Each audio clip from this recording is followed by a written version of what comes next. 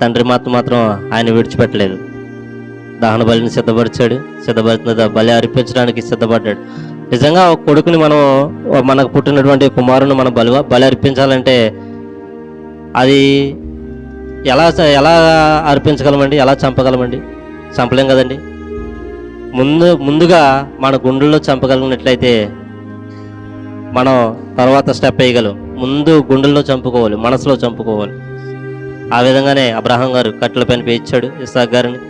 కరెక్ట్గా కత్తి వాత పడినప్పటికీ కత్తి వేసేసరికి ఆ దేవాది దేవుడు మాట్లాడి, అబ్రహామా ఆపు, నీ కుమారుని బలి ఇవ్వద్దుగానే అన్నప్పుడు ఆ యొక్క పొద చోట ఉన్నటువంటి గొర్రె పిల్లను ఏ విధంగా అయితే బలి అర్పించాడు, అదేవిధంగా మనం కూడా ఈ లోకంలో ఉన్నటువంటి మనుషుల కోసం, ధనం కోసం, స్నేహితుల కోసం, మనుషుల కోసం ఎవరు కూడా విగ్రహాలు అయిపోకూడదు. మనలో కూడా ధనాన్ని ఎక్కువగా ప్రేమిస్తున్నామేమో, దేవుణ్ణి విడిచిపెట్టేస్తున్నాం.